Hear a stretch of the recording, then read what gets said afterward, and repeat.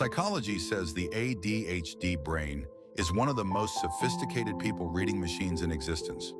You see everything, feel everything, process everything faster than almost anyone around you. And the last thing I cover today will explain why the same ability that makes you extraordinary at understanding everyone else makes it almost impossible for anyone to fully understand you. You have never missed much. The shift in someone's tone before they knew they had shifted. The micro-expression that contradicted the words. The energy in a room that told you everything about what was happening underneath the surface before a single person had said anything out loud. You read people the way most people read rooms, automatically, completely, before you have consciously decided to. And you have spent your entire life believing this was a gift. It is. And it is also one of the loneliest experiences a human being can have inside a relationship. Because here is what nobody tells you about being the person who sees everything. You see the end before the middle has finished. You feel the shift before the other person has processed that something shifted.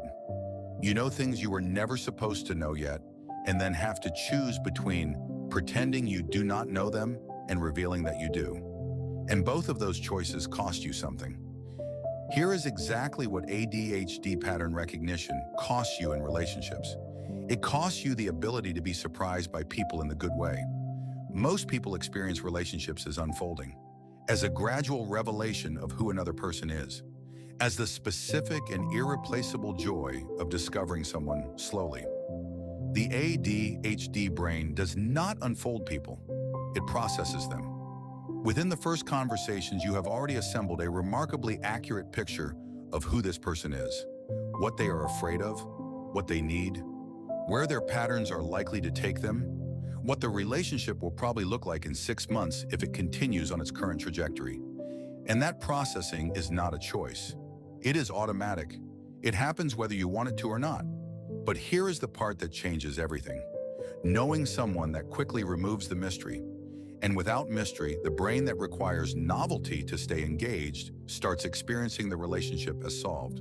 Not over. Solved. Like a puzzle that still has pieces, but whose picture you have already identified.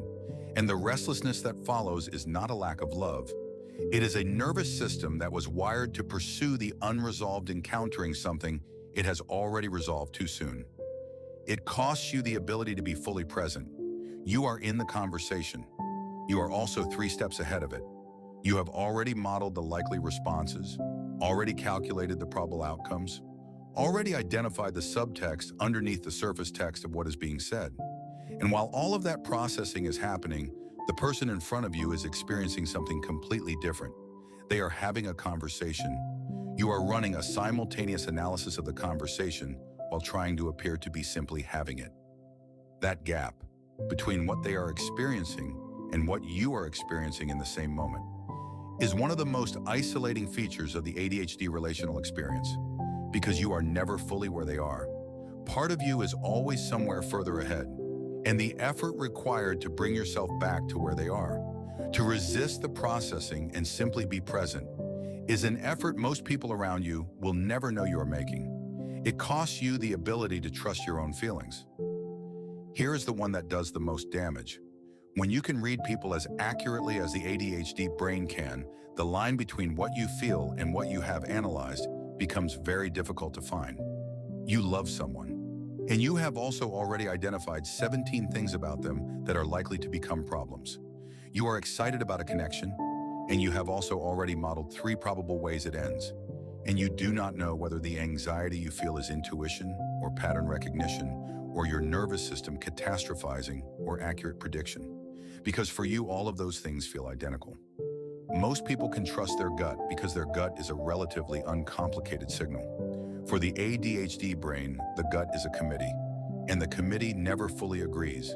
And the noise of the disagreement makes it almost impossible to know what you actually feel versus what you have calculated you are likely to feel. The last cost, the one that is the loneliest. The people you love cannot see what you see. They cannot process at the speed you process. They cannot read the room the way you read it. They cannot access the data your brain assembles automatically from signals most people never consciously register. And because they cannot see what you see, they cannot understand why you know what you know when you know it. So you learn to wait, to hold the information, to watch the thing you already knew was coming arrive for them as a surprise, and to manage the complicated experience of being right in a way that was never supposed to feel like winning. Because it does not feel like winning. It feels like watching something happen in slow motion that you have been trying to prevent since the beginning and could not because the people around you did not see it yet and would not believe you until they did. Here is what this means for the people who love someone with ADHD. They are not distant. They are processing. They are not bored. The novelty has been resolved too quickly by a brain that was not designed to sit with the already understood. They are not cold. They are managing more information about you than you have shared. And the person who seems the most difficult to reach is almost always the person who reached you first, completely, before you knew you were being read. They just cannot always tell you what they found without explaining a process that most people will spend years trying to understand.